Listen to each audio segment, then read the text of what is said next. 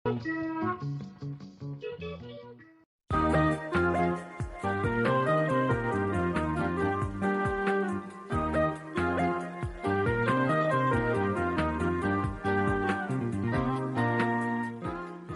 ሬድዮ ድምፂ ኣሜሪካ እዩ። 31 ብ25 ብ22 ሜትር ባንድ ኩሉ ግዜ ምሸት ካብ ሰዓት 4 ስጋብ 4 ፍረቐን ወይ ድማ ካብ ሰዓት 10 ስጋብ 10 ፍረቐን ይመሓላለፍ። ከመይ ተምሲዩ ዝኸበርኩም ሰማዕትና ሎሚ ሓሙስ 6 ነሓሰ 2013 ዓመተ ምህረት ወይ ከዓ 12 ነሓሰ 2021 እዩ። ሳራፍሳይ ብምልላይ ምሳኹም ክጸንሕ ብዕለታዊ ዜና ጀሚርና ጋዜጣዊ መግለፂ ቤት ጽሕፈት ቀዳማይ ሚኒስትር ኢትዮጵያን ትካል ኣምነስቲ ኢንተርናሽናል ኣብ ትግራይ ሰፊሕ ጾታዊ ዓመጻት ከም ዝተፈጸመ ዝሓበረሉ ጸብጻባት ክህልወና እዩ። ስሩዕ መደብና ከዓ ጥዕና እዩ። ሰዓቱ ሓልዩ ክቐርብ እዩ። ንኹሉ ምሳና ጸኒሕኩም መደባትና ክትከታተሉ ንዕድም። ናብ ዕለታዊ ዜና ከዝክረኩም በትረ ስልጣን ክቕጽል እዩ። ከመይ ውዕልኩም ክቡራት ዕለታዊ ዜና ክነስምዐኩም። ኩነታት ኣብ ትግራይ ዘይሃድአን ተኣፋፍን ናብ ክልላት ኣምሓራን ዓፋርን ክልሑቅ ከም ዝኽእልን ኣብ ተሓባባሪ ሰብኣዊ ጉዳያት ሕቡራት ሃገራት ከም ዘፍለጠ ወሃቢ ቃል ሕቡራት ሃገራት ገሊጹ። ሰራዊት ትግራይ ናብተን ክልላት ድሕሪ ምስጋሩ ኣብ ክልል ኣምሓራ ኣስታት 200,000 ኣብ ክልል ዓፋር 76,000 ሰባት ከም ዝተፈናቐሉ እቲ ወሃቢ ቃል ሓቢሩ ኣሎ። ኣብ ጋሊኮማ ዓፋር ብከቢድ ብረት ተደብዲቡን መኻዚኖ ተቓጺሉን ዝብል ሪፖርት ከም ዝበጽሖን የጻርዮ ከም ዘሎን እውን ሕቡራት ሃገራት ገሊጹ። ኣብ ውሽጢ ትግራይ ይብል እቲ ወሃቢ ቃል ቀረብ ሰብኣዊ ረድኤት ምሕር ከም ዝተመሓየሸን ኣስታት 75 ሚእታዊ ከባብታት ትግራይ ምብጻሕ ከም ዝተኻእለን ገሊጹ። እንተኾነ ዝኣክል ረድኤት ገና ከም ዘይተረኽበ ጠቒሱ ናብ ትግራይ እንኮ መእተዊ በሪ ብክልል ዓፋር ዝሓለፍ ጽርግያ ጥራሕ ኮይኑ ከም ዘሎ ብሰንኪ ጸገም ጸጥታን ፍተሻታትን ግና ዓንቀፍቀፍ ዘለዎ ኮይኑ ከም ዘሎ እቲ ወሃብ ቃል ገሊጹ። ኣገልግሎት በረራ ነፋሪት ሕቡራት ሃገራት ዝሓለፈ ሰሙን ካብ ኣዲስ ኣበባ ናብ መቐለ 2 ግዜ ከም ዝተሳለጠ ሰራሕተኛታት ሕቡራት ሃገራት ካብ መቐለ ናብ ሰመራ እውን ከም ዝተመላለሱ እቲ ዜና ጠቒሱ። ንባዕሉ ሰራዊት ነጻነት ኦሮሞ ኢሉ ዝጽውዕ ውድብ ሸኔን ሕወሓትን ሓቢርና ክንሰርሕ ኢና ኢሎም ምስ ስምምዖም ሓድሽ ነገር ኣይኮነን ዝብል መግለፂ ኣውፂኡ ቤት ጽሕፈት ቀዳማይ ሚኒስትር ኢትዮጵያ። እቲ ቤት ጽሕፈት ወሲኹ ነባራት መራሕቲ ነጻነት ግንባር ኦሮሞ ነቲ ጥምረት ከም ዘውግዝዎ ኣይንጠራጠርን ይብል። ፕረዚደንት ክልል ኦሮሞ ኣቶ ሽመልስ ኣብዲሳ ብወገኖም ህዝቢ ኦሮሞ ንሕወሓት ንኽድግፍ ምብርባር ንቁስሊ ህዝቢ ምርሳዕ ማለት እዩ ከም ዝበሉ ዝመጸና ዜና ሓቢሩ ኣሎ። ድሕሪ ዜና እውን ክንምለሶ ኢና። ተሓላቒ መሰላት ኣምነስቲ ኢንተርናሽናል ኣብ ትግራይ ሰፊሕ ጾታዊ ዓመጻት ከም ዝተፈጸመ ኣፍሊጡ። ኣምነስቲ ኣብ ዝዘርግሖ 37 ገጻት ዝሓዘ ጽሑፍ ኩናት ካብ ዝጅምር ንድሓር ደቂ ኣንስትዮ ትግራይ ብሓይልታት መንግስቲ ኢትዮጵያ ብምልሻታት ክልል ኣምሓራን ሰራዊት ኤርትራን ምግሳስ ጉጅላዊ ዓመፅን ስምዒትን ዝትንክፍ ኮነ ተባሂሉ ዝተፈጸመ ግህሰትን ከም ዝወረደን ገሊጹ። ዋና ጸሓፊት ትካል ኣምነስቲ ኣግኔስት ካላማርድ ክትዛረብ ከላ እቲ ዝወረደ በደላት ምስ ገበን ኣንጻር ሰብኣውነት ከምኡውን ገበናት ኩናት ክዳረግ ከም ዝኽእል ሓቢራ። እታ ዋና ጸሓፊ ወሲኻ ሰበስልጣን መንግስቲ ኢትዮጵያ ናጻ ምጽራይ ንኽካየድ ከፍቅዱ ጸዊዓ። መንግስቲ ኢትዮጵያ ነቲ መግለጺ ኣመልኪቱ ብጽሑፍ ተቃውምኡ ገሊጹሎ። ሚኒስትር ዜና ኤርትራ እውን ብትዊተር ኣብ ዘርግሖ መልእኽቲ ነቲ ሪፖርት ነጺግዎ ኣሎ። ሙሉእ ሪፖርት ድሕሪ ዜና። ብንፋስ መውጫን ወልድያን ሸሊኹ ንኽኣቱ ዝፈተነ ሓይሊ ንኽምለስ ከም ዝተገብረ ቤት ጽሕፈት ፓርቲ ብልጽግና ክልል ኣምሓራ ኣፍሊጡ። ሓላፊ እቲ ቤት ጽሕፈት ኣቶ ኣብርሃም ኣለህኝ ምስ ሓለፍቲ ብሔራዊ ምንቅስቓስ ኣምሓራን ዴሞክራስያዊ ምንቅስቓስ ኣምሓራን ኮይኖም ኣብ ባህር ዳር መግለጺ ሂቦም ኣለዉ። ኣቶ ኣብርሃም ኣለህኝ ብፓርላማ ኢትዮጵያ ኣሸባሪ ዝተባሃለ ሕወሓት ንኢትዮጵያ ብሕልፊ ድማ ንኣምሓራ ይኸቦ ኣሎ ኢሎም ንሶም ወሲኾም ብንፋስ መውጫን ብወልድያን ሸሊኹ ከኣቱ ዝፈተነ ሓይሊ ብህዝቢ ፍሉይ ሓይልን መከላኸሊ ሰራዊትን ክምለስ ተገይሩ ወረራ ኣብ ዝፈጸመሎም ከባብታት ንደቂ ኣንስትዮ ደፊሩ ንዓበይቲ የሳቒ ንመናእሰያት ይቐትል ኣሎ ኢሎም።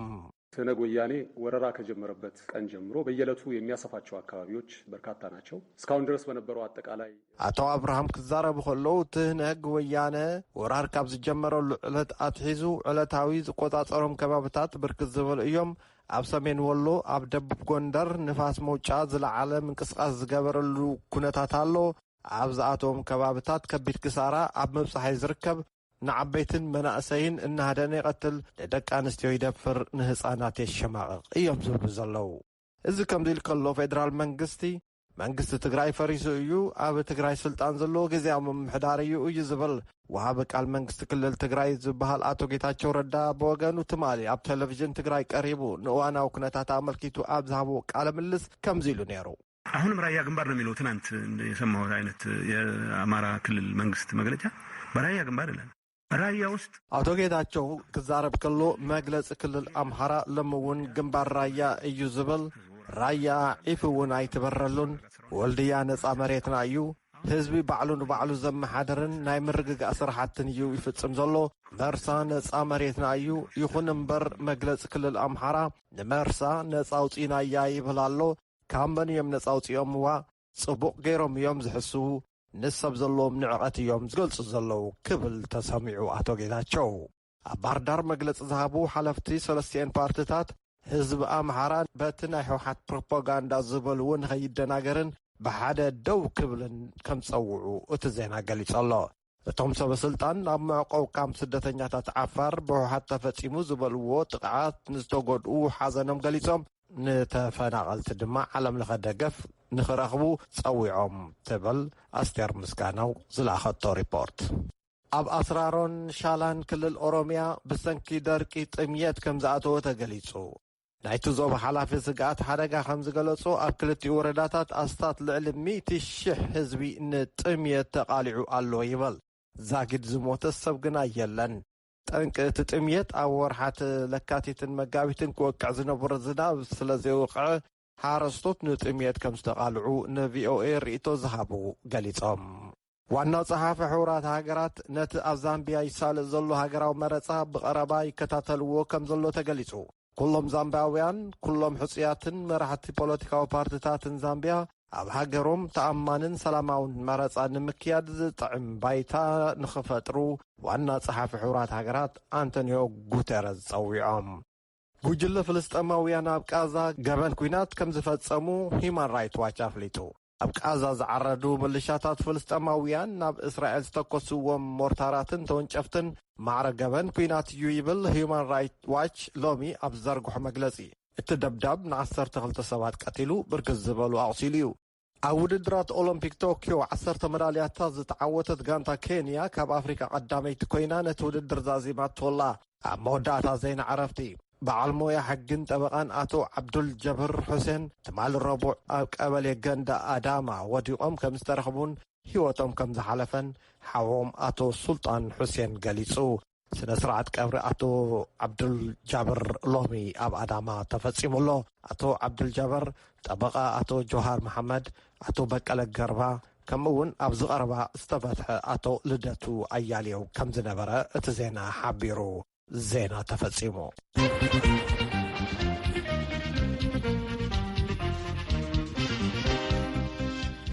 ነመስግን በትረ እዚ ካብ ዋሽንግተን ዲሲ ዝመሓላለፍ ዘሎ ሬድዮ ድምፂ ኣሜሪካ እዩ።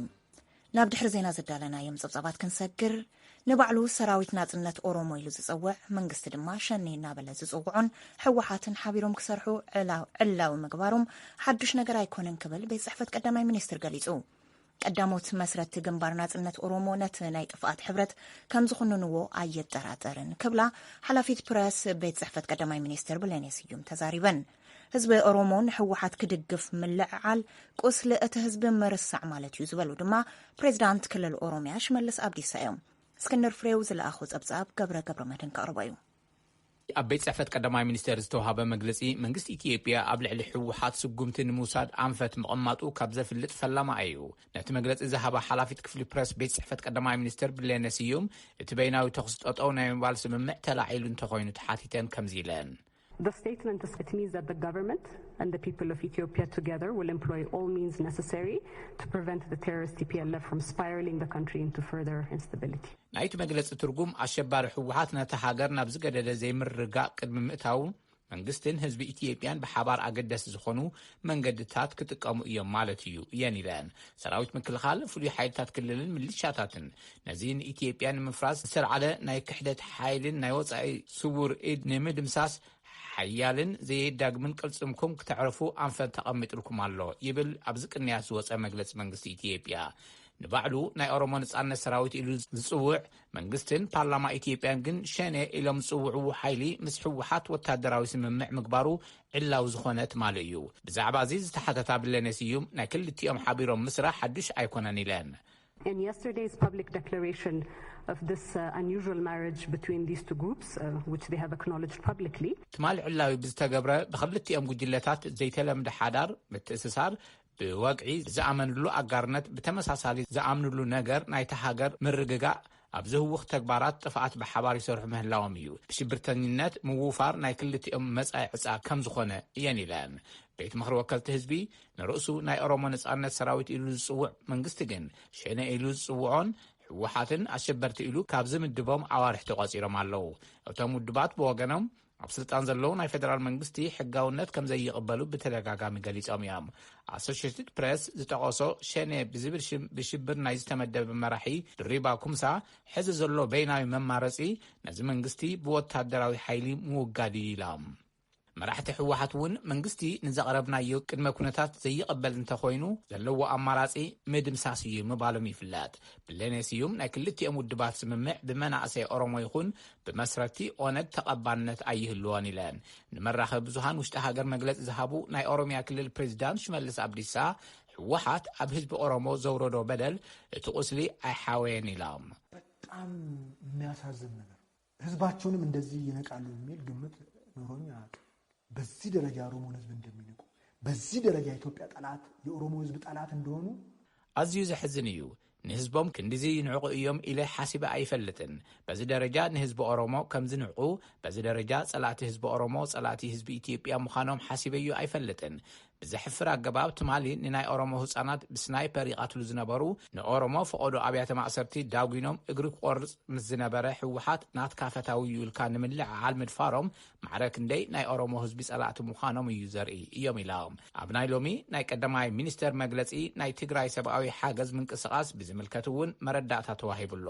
ትማሊ 277 ሰብኣዊ ረድኤት ዝፀዓና መካየን ትግራይ ምብፅሐን ቤት ጽሕፈት ቀዳማይ ሚኒስተር ኣፍሊጡሎ። ገብረ መድኒ ካብዚ ካብ ሲልቨር ስፕሪንግ ሜሪላንድ። እዚ ሬድዮ ድምፂ ኣሜሪካ እዩ። ዓለም ለኸ ተሓላቐ ሰብኣዊ መሰላት ኣምነስቲ ኢንተርናሽናል ኣብ ዝዘርግሖ 37 ገጻት ዝሓዘ ጽሑፍ ኩናት ካብ ዝጅምር እንድሓር ኣብ ትግራይ ዝርከባ ደቂ ኣንስትዮ ብሓይልታት ፌደራል ምልሻ ኣምሓራን ሰራዊት ኤርትራን ምግሳስ ጉጅላዊ ምዕማፅን ሞራል ንምትንካፍ ዝዓለመ ደመዳያዊ ግህሰትን ከም ዝወረደን ጸብጺቡ ዋና ጸሓፊ ትካል ኣምነስቲ ኢንተርናሽናል ኣግነስት ካላማርድ እቲ ዝወረደ በደላት ምስ ገበን ኣንጻር ሰብኣውነት ከምኡውን ገበናት ኩናት ክጸብጸብ ከም ዝኽእል ይሕብራ። ወሲኸን ድማ እተን ዋና ጸሓፊት ከምኡውን መንግስታት ኢትዮጵያን ኤርትራን ነቲ ጸብጻባት ተቃዊሞም ኣለዉ ከምኡውን ነጺጎሞ እዮም።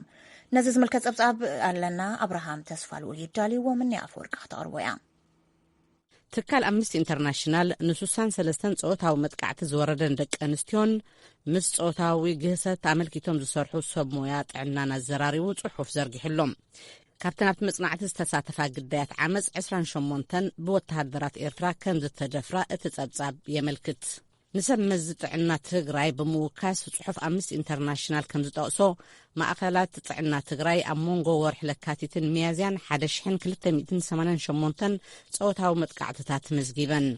ኣብ ትካል ኣምነስቲ ኢንተርናሽናል ላዕለወይቲ ኣማኻሪት ኣብ ጉዳያት ህጹጽ ሓደጋ ዶናቴላ ሮቬራ ሓንቲ ካብቶም ነቲ ጽሑፍ ዘሰናድኡ እያ። ንሳ ብድምፂ ኣሜሪካ ንዝቐረበላ ሕቶ ከምዚ ክትብል ትምልስ። Having investigated sexual violence in wars across the Middle East and Africa. ንጾታዊ ዓመጻት ኣመልኪቴ ኣብ ኣፍሪቃን ማእኸላይ ምብራቕን ንልዕሊ 20 ዓመታት ሰሪሐ። ከምዚ ሕጂ ዝረኣኽዎ ዝኸፍአ ግን ቅድሚ ሎሚ ኣየጓነፈንን። እቲ ጾውታዊ ዓመፅ ጥራይ ዘይኮነስ ሞራል ንምድሃኽ እውን ካልእ ብዙሕ ኣገባባት ይዝውተር ነይሩ እዩ። እቲ ኩናት ካብ ዝጅመር ንድሓር ኣብ ልዕሊ ኣማእት ቆልዑን ኣንስትን ዝወረደ ዓመፃት ደይ መደይልካ ዝኸፍአ ኣካላውን ስነ ኣእምራውን በሰላ ንምግዳፍ እዩ ተዓሊሙ። ተደራራቢ ብጉጅለ ዝግበር ዓመፃት ነዴታትን ቆልዑን ኣብ ቅድሚ ወለደንን ስድራ ቤተንን ዝግበር ጾውታዊ መድፈርቲ ከምኡ እውን ንመዓልታት ብዘይ መብረ ዝግበር ግህሰት ማዕረ ናብ ጾውታዊ ግልያነት ዝኸይድ እዩ ትብል ኣሳናዳይቲ ትጽሑፍ ዶናቴላ ሮቬሮ ንጋዜጠኛ ድምፂ ኣሜሪካ ስቲቭ ሚለር።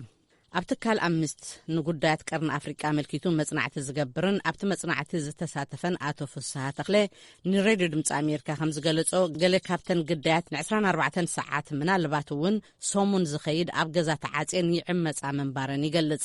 ናይ 4 ዋርሕ ነፍሰ ጾር ዝነበረት ጓል 20 ዓመት ዜጋ ኣብ ሕዳር 2020 ብቋንቋ ኣምሓርኛ ብዝዛረቡ ወተሃደራት ከም ዝተዓመፀት ንኣምነስቲ ተካፊላላ። ጥንስቲ ምንባረይ ጥራይ ዘይኮነስ ሰብ ምዃነይ እውን ዝረስዑ ይመስሉ ትብል እታ ግዳይቲ ጾውታዊ ዓመፅ ዝኾነት ሰብ።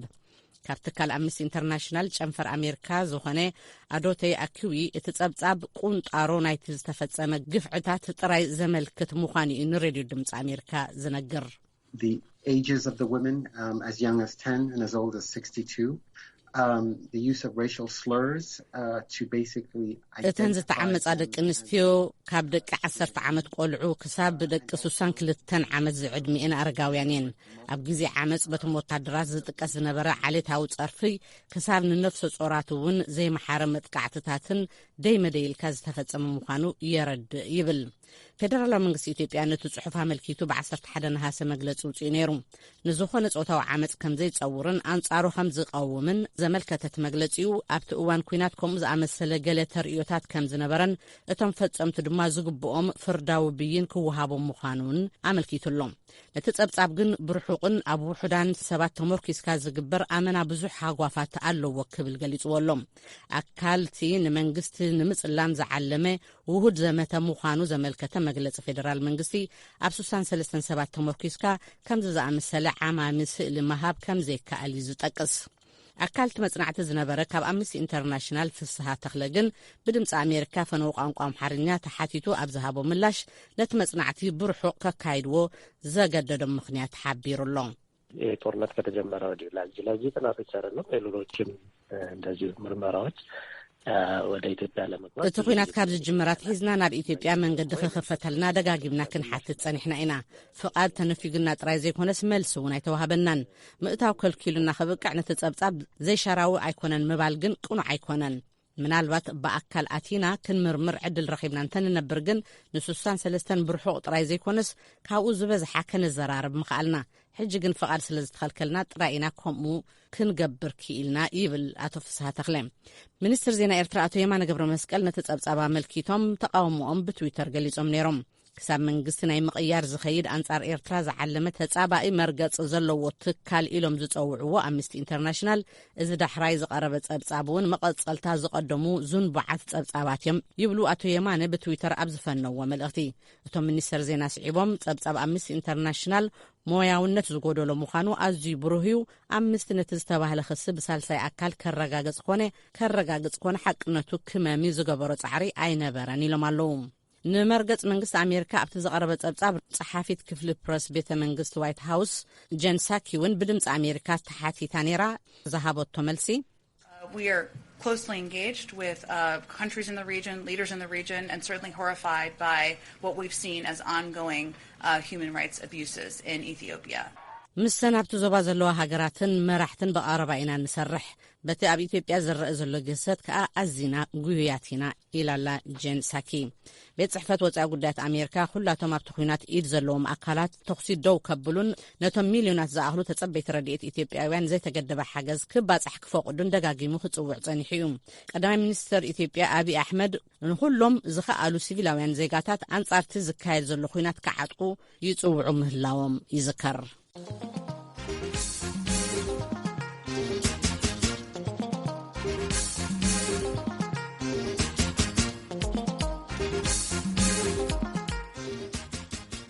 እዚ ሬድዮ ድምፂ ኣሜሪካ እዩ። ትግራይ ምጽባይ ኣኽላ ትግራይ cannot wait ኣብ ትሕቲ ዝብል መሪሕ ቃል ኣብ መላእ ዓለም ዝተዓደሙ ኣጋይሽ ዝሳተፍሉ ናይ ገንዘብ ምትእኽኻብ ግንዛበ ናይ መፍጣርን ብኢንተርኔት ወይ ቨርቹዋል ዋዕላ ሎሚ ካብ ፍርቂ መዓልቲ ብኣቆጻጽራ ናይ ከባቢና ሰዓት ጀሚሩ እናተኻየደ ይርከብ። ገብረ መድህን ቀደም ኢሉ ካብ ተሓባበርቲ ናይቲ ፕሮግራም ንዶክተር ሙልጌታ ገብረ እግዚአብሔር ናብ ሳውዝ ካሮላይና ደው ኢሉ ኣዘራሪብዎም ኣሎ። ናብኡ ሓልፈኩም ትግራይ ምጽባይ የኣኽላ ትግራይ cannot wait ኣብ ትሕቲ ዝብል ጭብጢ ካየድ ኣብ ዘሎ ናይ ቨርቹዋል መደብ ብርክት ዝበሉ ዛዕባታት ክሳለጡ እዮም። ብመሰረት ናይቲ ዋዕላ ኣተሓባሪ ዶክተር ሙልጌታ ገብረ እግዚአብሔር ዶክተር ሙልጌታ ገብረ እግዚአብሔር ኣብ ሜዲካል ዩኒቨርሲቲ ኦፍ ሳውዝ ካሮላይና ፕሮፌሰርን ምክትል ሓላፊ ክፍሊ ፓብሊክ ሄልት ሳይንስን እዩ። ምስ ዩኒቨርሲቲ ኣክሱም ምስ ዩኒቨርሲቲ መቐለ ኣብ ኣዲስ ኣበባ እውን ምስ በዓል ቅዱስ ጳውሎስ ዩኒቨርሲቲ ምስቲ ዝሰርሐሉ ዩኒቨርሲቲ ሳውዝ ካሮላይና ንምትሕጋዝ ንዝሓለፉ 15 ዓመታት ከም ዝሰርሐ ይገልጽ።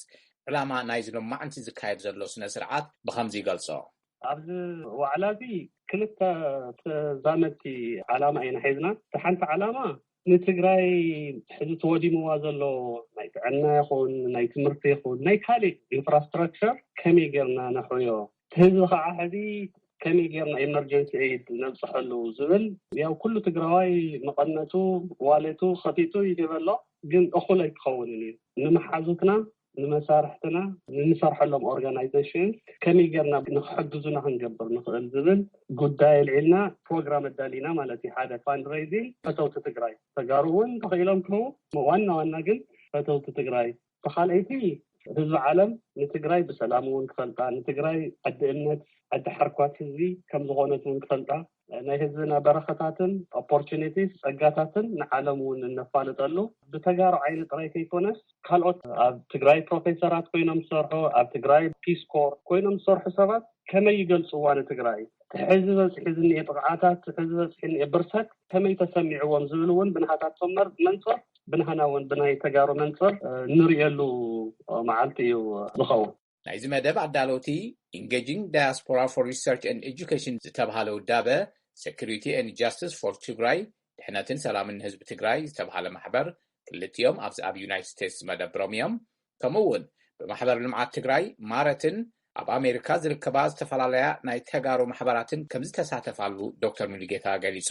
ኣብዚ ሎሚ ፍርቂ መዓልቲ ጀሚሩ ክሳብ ፍርቂ ለይቲ በዚ ናይ ከባቢና ኣቋፅራ ሰዓት ዝካየድ ዘሎ ኣብ ክለብ ሃውስ ዝበሃል ፕላትፎርም ወይ መድረኽ ስነ ስርዓት ካብ ኣሜሪካ፣ ካናዳ፣ ኣውሮፓን ኣውስትራልያን ዝመፁ ኣጋይሽ ይሳተፉ ኣለዉ። ዝተፈላለዩ ናይቲ ፓነል ምይይጣት ናይ ሙዚቃ ምርኢትን ካልኦትን ከም ዝቐርብ ካብቲ ፕሮግራም ንምፍላጥ ይከኣል። ኣብዚ መደብ ዝተለዓሉ ጉዳያትን ዝተወቅዑ ሸቶታትን ኣብ ቀጻሊ ሒዘልኩም ክቐርብ እየ። ገብረ መድህን ካብ ሲልቨር ስፕሪንግ ሜሪላንድ።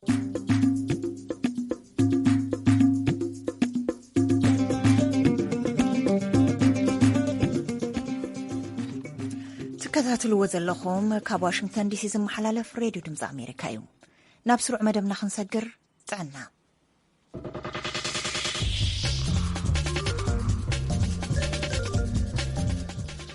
ሚኒስትሪ ጥዕና ኤርትራ ካብ ጽባሕ ናጽነት 13 ሕዳር 1991 ጀሚሩ ናይ ጥዕና ፖሊሲ ብምውፃእ ኣብ ንጹር ፖሊሲ ዝተመርኮሰ ስራሕ ክሰርሕ ከም ዝጀመረን ክሳብ ሕዚ በብ10 ዓመት ዝተግበሩን ዝተኸለሱን 3 ሃገራዊ ፖሊስታት ጥዕና ከም ዝተሓንጸጸ ኣማኻሪ ሚኒስትር ጥዕና ዶክተር ምስማይ ገብረ ህይወት ምስ ቪኦኤ ኣብ ዝገበርዎ ቃለ መሕተት ገሊጹ። ብርሃነ በርሀ ካብ ኣስመራ ልኢኹልና ኣሎ። ናብኡ ክንስገር ዶክተር ምስማይ ናይ ዝመጽእ 10 ዓመት ፖሊስን መርሃ ጎደና ጥዕናን ኣብዚ ሓድሽ ሃገራዊ ፖሊሲ ጥዕና ዝምርኮስ እዩ።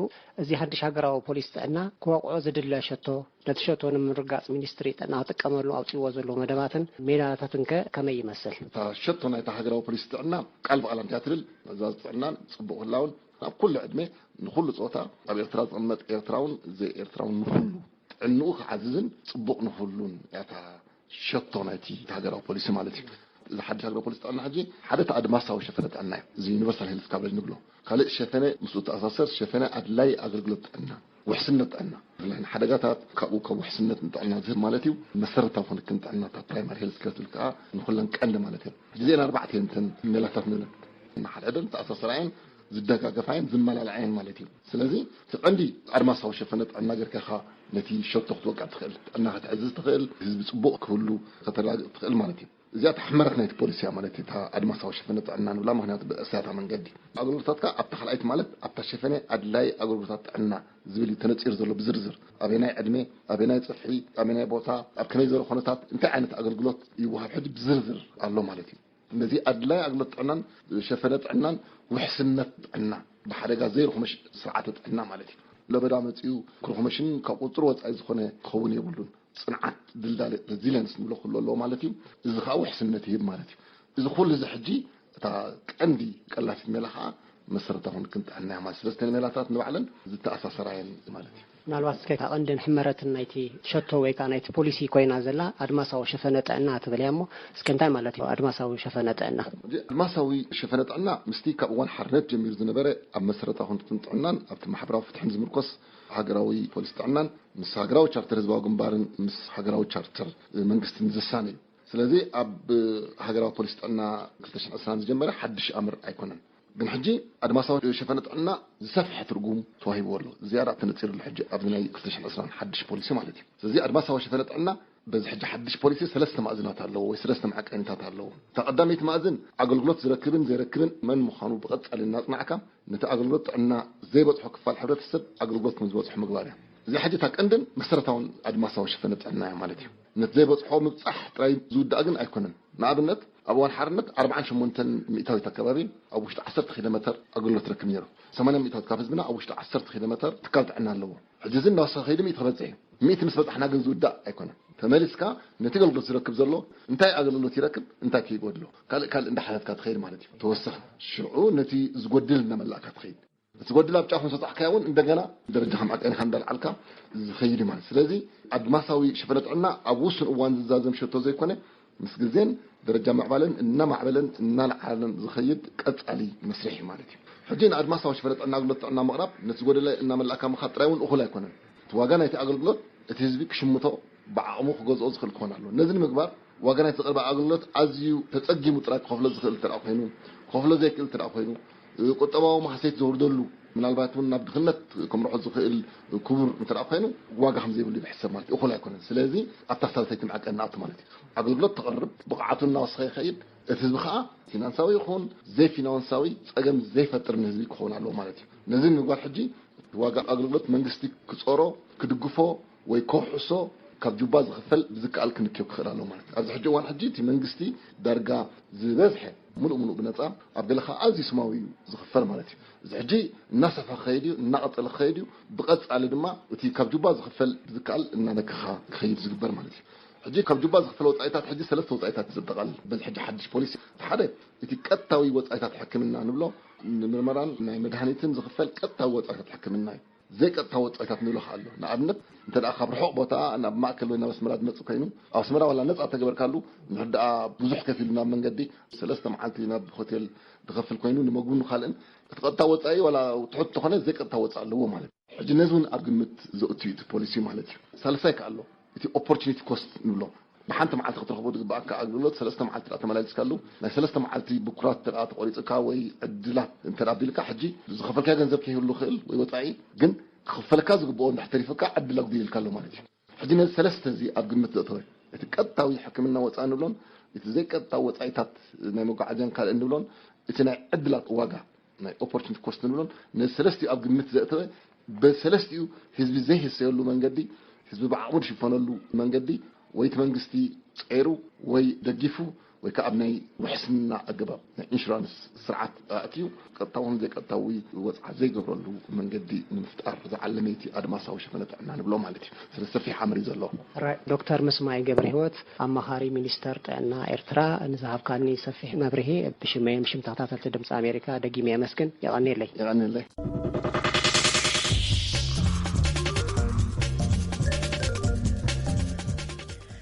سمعتنا تكتاتلوا زلهم 31 ب22 متر باند كاب واشنطن دي سي زمحلالف علتاو مدبنايهم كسمع زانحكم نالهم مدبنا ابزازيمنا لنا بمتأنقار مساخم زانحكو صارف ساية مس كلهم مسارحتي بمقان مسانا سلز زانحكم ازيناينا نمسكن بروخمشت